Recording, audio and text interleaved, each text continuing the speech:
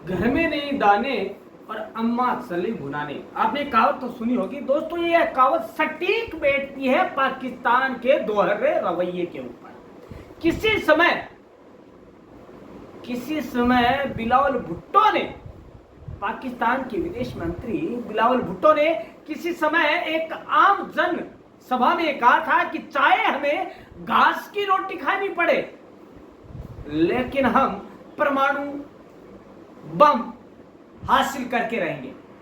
दोस्तों, कभी कहा जाता है कि कभी हमें शुभ शुभ बोलना चाहिए। क्या पता कब सरस्वती आपकी जबान पर विराजमान, और वही दोस्तों हो रहा है इसके साथ। जो उसने चाहा वही हो रहा है, जो उसकी चाह थी मन में वही हुआ। और दोस्तों, आज पाकिस्तान की जो बदहाली की कहानी वो किसी से छुपी नहीं है। दोस्तों, आपको बता दें कि बाल्टिस्तान और गिलगित दोनों में भयंकर प्रदर्शन हो रहे हैं। आम जन प्रदर्शन करने के लिए रोडों पर उतर आया है और आटे को तरस रही जनता आटे के ट्रक लूट रही है। और राशन के आटे की हालत इस कदर हो रही है कि रातों रात ट्रक के ट्रक गायब हो रहे हैं। और दोस्तों, उसके ऊपर वह आतंक से बाज नहीं आ रहा। अब हाल ही में क्या हुआ, बाढ़ के बाद भूखमरी ने पाकिस्तान के हालात और बदहाल कर दिए हैं।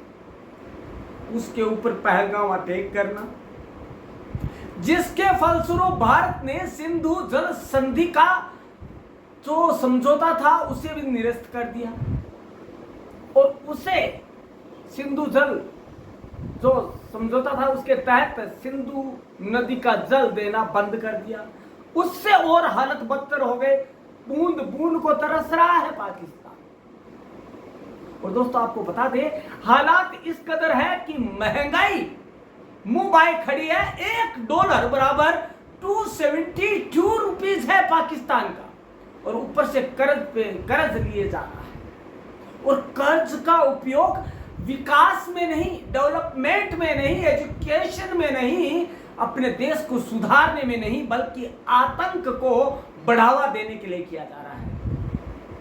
होना यह था कि उस पैसे से पाकिस्तान की बदहाली को सुधारा जाता, आवाम को रोटी मुहैया करवाई जाती। उसकी बजाय वह आतंक को कभी चाइना तक, कभी तुर्की भेजकर वहां पे ट्रेनिंग दिलवा रहा है, मदरसे में पैसे बांटकर आतंकी तैयार करवा रहा है। दोस्तों, ये हालात दोस्तों आज बदहाली इस कदर है कि भारत ने जब से ऑपरेशन सिंदूर शुरू किया है, जब से उसके आतंकी ठिकानों को तबाह किया है, वह दाने दाने को मोहताज हो गया है।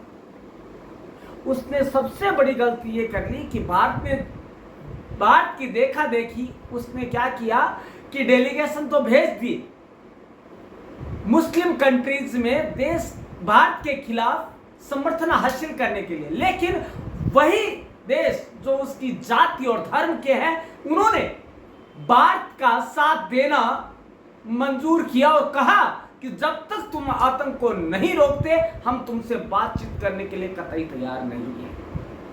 चारों खाने चित हो चुका है। पाकिस्तान अपने ही घर में कैद हो गया है और अपने बड़बोले की वजह से कभी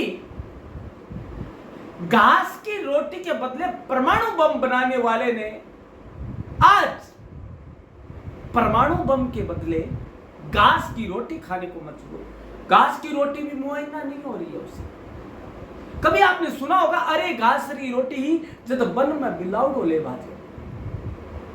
दोस्तों, आज वही हकीकत हो रही है पाकिस्तान के साथ।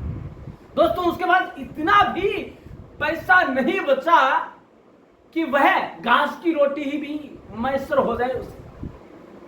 आज भारत ने जिस तरह से उसके दांत खट्टे किए या उसके घर में घुसकर उसको मारा है, उसके इस तरह से तंगहाली हो गई है कि वो न कहने के लिए रहा और न सुनने के लिए रहा, न सुनाने के लिए रहा। दोस्तों, पूरा विश्व देखा है आज कि आतंक किस कदर सर चढ़कर बोल रहा है। हालांकि वो खुद प्रश्रय दे रहा है, लेकिन फिर भी यह कहना पीओके जो भारत का हिस्सा है उसी में उसने आतंकियों के अड्डे ठिकाने बनवा रखे।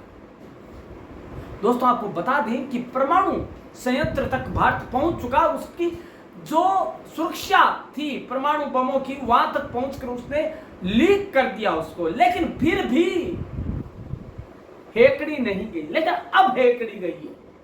जब भारत ने डेलीगेशन भेजना शुरू किया तब उसको अपनी नानी याद आ गई। उसे स्वप्न में वो युद्ध याद आने लगे करगिल के, और वो 1965 वाले, जब उसे हार का मुंह देखना पड़ा। दोस्तों उसे मोदी जी सपने में यह कहते नजर आते हैं कि खुद की रोटी खाओ, नहीं तो मेरी गोली तो तैयार ही है।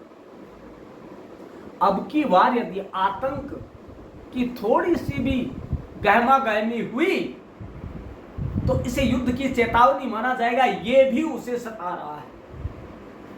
वह इस कदर परेशान है कि आतंक को न तो रोक सकता है और न शांति की वार्ता भारत के साथ टेबल पर बैठकर कर सकता है। दोस्तों आपको एक बात और बता दें, सीज फायर के लिए इसने मना तो लिया, लेकिन इसके आका जिसे कि ये सेना कहते हैं, उसका आतंकी मुनीर अब अपनी सेना के, अपनी ही सरकार के खिलाफ हो गया है। यह कहता हुआ सुना जाता है कि आपने सीज फायर क्यों किया, हम मरने मारने को उतारू थे, हम जल के बदले रक्त की नदियां बहाने को तैयार थे। बिलावल भुट्टो ने कहा था यदि हमें पानी नहीं मिला हमारे हक का तो वहां रक्त बहेगा। लेकिन आज वही बिलावल भुट्टो बिल्ली की तरह मिमियाता हुआ शांति वार्ता के लिए गुहार लगा रहे हैं देशों से कि कैसे हमें बचा लो इस बाप से। दोस्तों आपको बता दें, बाप बाप होगा, बेटा बेटा रहेगा। लेकिन दोस्तों आपको बता दें, ऐसे भी कई देश हैं जो कि इसके साथ खड़े हैं, उसे लोन दे रहे हैं। दोस्तों आपको बता दें कौन कौन से देश हैं, लेकिन दोस्तों उनका ज्यादा दिन चलेगा नहीं, क्योंकि आखिर कब तक भीख देते रहेंगे वो से। दोस्तों पाकिस्तान के लोगों ने देश में गेहूं से समेत अन्य खाद्य सामग्री पर सब्सिडी की बहाली, लोड शेडिंग, अवैध जमीन पर कब्जा समेत प्राकृतिक संसाधनों के शोषण जैसे कई मुद्दों को उठा रहे हैं। लोगों का दावा है कि पाकिस्तान की मदद को आगे आए देश। दोस्तों सऊदी अरब पाकिस्तान की मदद के लिए अब तक कुल $3 अरब की आर्थिक मदद देने का ऐलान कर चुका है। वह पाकिस्तान को 4% की दर पर 1 साल के $3 अरब का कर दे चुका है। और चाइना जो कि दोगला है एकदम, ने पाकिस्तान की मदद के लिए चीन के $1 अरब की अतिरिक्त मदद देने का वादा किया है। वादा किया, दिया नहीं है। अमेरिका पाकिस्तान की मदद के लिए अमेरिका $10 करोड़ की राशि देने की बात कही है। वो भी एक बिजनेसमैन है, ट्रंप है, वो अपना बिजनेस देख रहा है, वो अपना ऊंची दर पर की ब्याज दर पर उसने ये लोन दिया है। और उसको पता है कि पाकिस्तान मिट जाएगा तो उसकी जमीन को मैं हथिया लूंगा। ब्रिटेन पाकिस्तान को अतिरिक्त 90 लाख पाउंड की मदद देने का इकरार किया है। जर्मनी पाकिस्तान को 8.8 करोड़ यूरो की मदद दे चुका है। यह मदद बाढ़ से पाकिस्तान को उबारने की दिशा में खर्च करने के लिए दिया गया था, लेकिन हुआ क्या, इसका उलट हुआ। आज जर्मनी खुद पछता रहा है कि उसने ये क्या किया। जापान, एशियाई देश जापान पाकिस्तान के बाढ़ प्रभावित इलाकों में पुनर्वास योजना के लिए वही $9 करोड़ की मदद दे रहा है। और 1 साल में कहां से कहां पहुंच गए दाम हम आपको बता दें। यदि ये जो लोन था, जो ये भीख थी, यदि ये सही जगह खर्च करी जाती तो आज पाकिस्तान कहीं विकसित देशों की दौड़ में शामिल होता। लेकिन आज भाव कहां से कहां पहुंच गए, दाम वो आपको बता दें। दोस्तों जानकारी एक सर्वे के मुताबिक पाकिस्तान में 6 जनवरी 2022 के मुकाबले 7 मई 2025 और आज के दिन जो प्याज 36.7 रुपए था 2022 में, आज वो प्याज 220 रुपए 40 पैसे प्रति किलोग्राम बिक रहा है।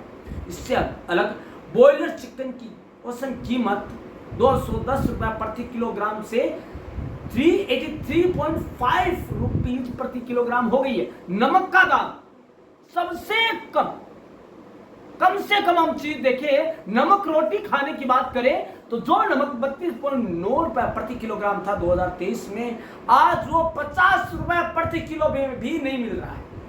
दोस्तों बासमती चावल की तो बात ही छोड़िए, जो कभी बासमती चावल जो सबसे घटिया किस्म का 100 रुपए मिल रहा था, आज वो 176 रुपए में मिल रहा है।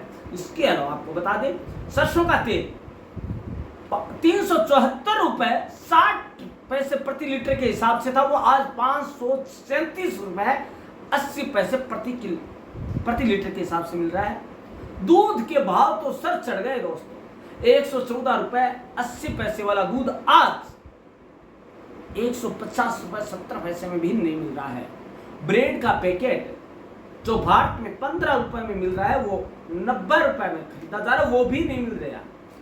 दोस्तों महंगाई इस कदर हो गई है कि पाकिस्तान अपने नागरिकों को जो है मिर्च रोटी कहते हैं ना, आटे की रोटी भी नहीं दे पा रहा है, और न उनको झूठा झांसा भी दे पा रहा है। कई बार दिया लेकिन उसका खामियाजा भुगता। वहां गृह युद्ध छिड़ गया भूखमरी पर, लोग आटे की बोरियां लूटने लग गए, लोग प्रदर्शन करने लग गए।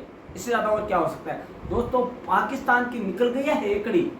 पाक पीएम शहबाज बोले भारत से बातचीत के लिए तैयार हैं हम, हर देश में जा जाकर गुहार लगा रहा है, लेकिन अब भारत तैयार नहीं है।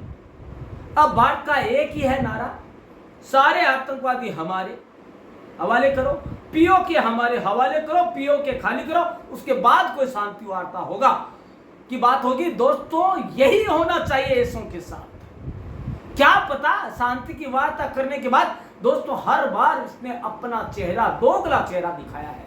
तो दोस्तों इस बार मोदी जी ने जो दाल चली है वो सही है, इसके दाल गलने वाली नहीं है। मोदी जी क्या है दोस्तों, अब वो सरकार नहीं है जो कभी एक एक टुकड़ा देकर इनको जीवित रखती थी, इनको एक एक जमीन का टुकड़ा देकर इन्हें खुश रखती थी। आज ये है कि हमारा पीओ के हमारा है तो हमारा ही रहेगा, हमें सौंपना पड़ेगा, और जो आतंकवादी है वो भी हमारे हवाले करने पड़ेंगे, तभी हम शांति के बारे में सोच सकते हैं, अन्यथा नहीं।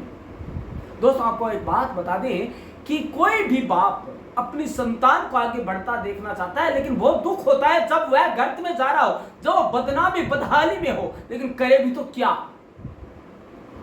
जब वह बेटा अपनी बात की सुनना ही नहीं चाहता, बर्बादी के राह पे चल पड़ा है, पीछे मुड़कर नहीं देख रहा, तो बाप क्या करे।